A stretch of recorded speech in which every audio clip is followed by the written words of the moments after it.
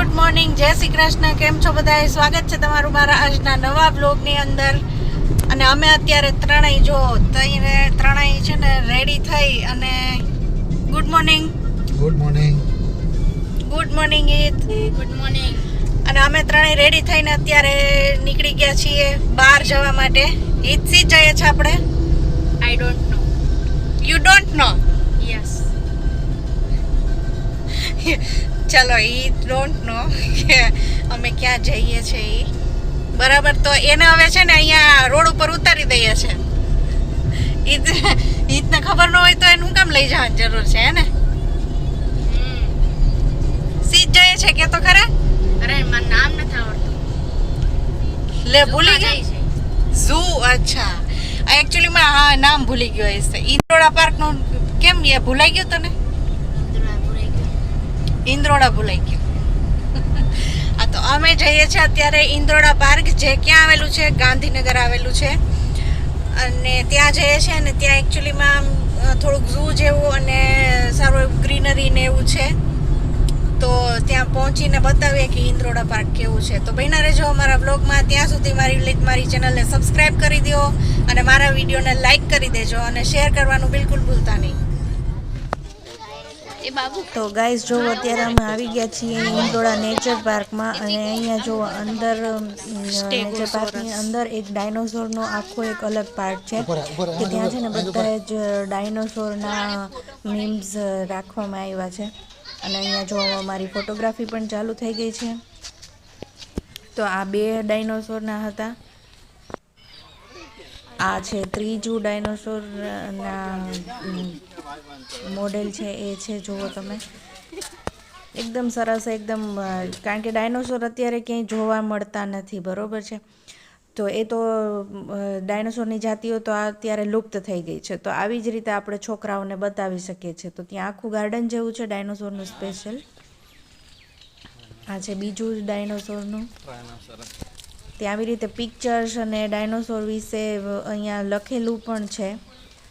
તો આપણે એ પણ વાંચીને ઇન્ફોર્મેશન છોકરાઓને આપી શકીએ છીએ. તો અહીંયા આ છે બીજું એક નવું મોડેલ છે અહીંયા.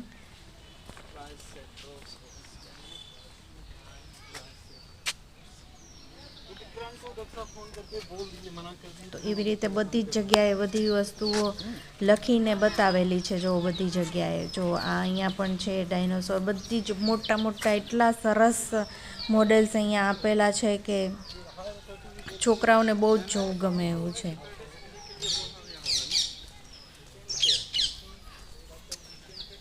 જો આ અહીંયા મોટો ડાયનોસોર આવી ગયો છે. એકદમ મોં ખુલ્લું રાખીને એટેક કરતો હોય એવો ડાયનોસોર છે. એકદમ મસ્ત રાજા સોરસ. અને જો અહીંયા એક નાનું એવું લેક પણ છે. નાનું એવું ખાડું એવું ભરેલો છે. એમાં કમળ છે, પાંદડા છે, બધું. અડધા કાળા કેમ થઈ જાય? એનો કલર એવો હોય. જો આ કમળ છે, અહીંયા તળાવ છે, સામે પણ એક ડાયનોસોરનું છે. એકદમ સરસ છે અહીંયા કમળ. આગળ પણ છે. મજા આવે છે મસ્ત હે ને? Indroda nature park. શું છે ઈદ? નેચર પાર્ક એટલે જો અહીંયા આખી મસ્ત ગ્રીનરી જ છે બધી જગ્યાએ. એકદમ સરસ. શું સાહેબ, કેમ કેટલા વર્ષે આવ્યા હતા આપણે? લગભગ 12 વર્ષ થયા. 12 નહીં 13-14 વર્ષ થવા આવ્યા. વરસ નહીં, ક્યાં કઈ ખબર પડે છે? હા, મને નથી ખબર પડતી વરસની. ચાલો, તો એવું કહે છે કે મને વરસની ખબર નથી પડતી હે ને? લગભગ 13-13.5 વર્ષ તો પાકા જ થઈ ગયા. એટલા વર્ષ પહેલાં અમે આવ્યા હતા અને હવે પાછા અત્યારે આવ્યા છે. એટલે ચેન્જ તો ઘણો બધો છે.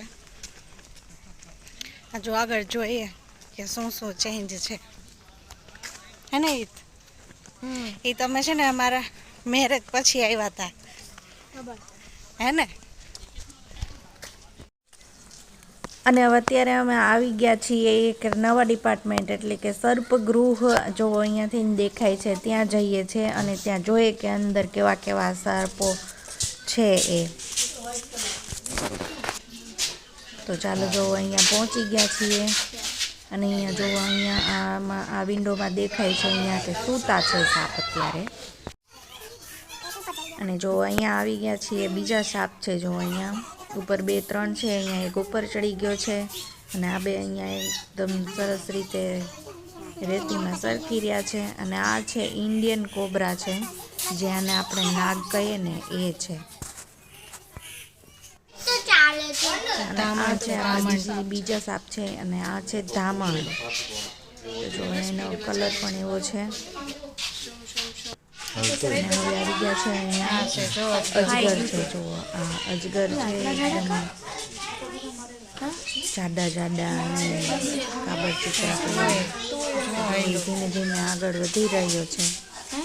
એકદમ સરસ. તો અજગર આ મોટા અજગર તો અને આપણે આ બ્લોગનો અહીંયા જ એન્ડ રાખીએ છીએ ફ્રેન્ડ્સ. તો મારા બ્લોગ તમને અહીંયા સુધીમાં પસંદ આવ્યો તો મારા બ્લોગને લાઈક કરી દેજો, શેર કરી દેજો અને મારી ચેનલને સબસ્ક્રાઈબ કરી દેજો. મળીએ નેક્સ્ટ બ્લોગમાં. મરી ગયેલું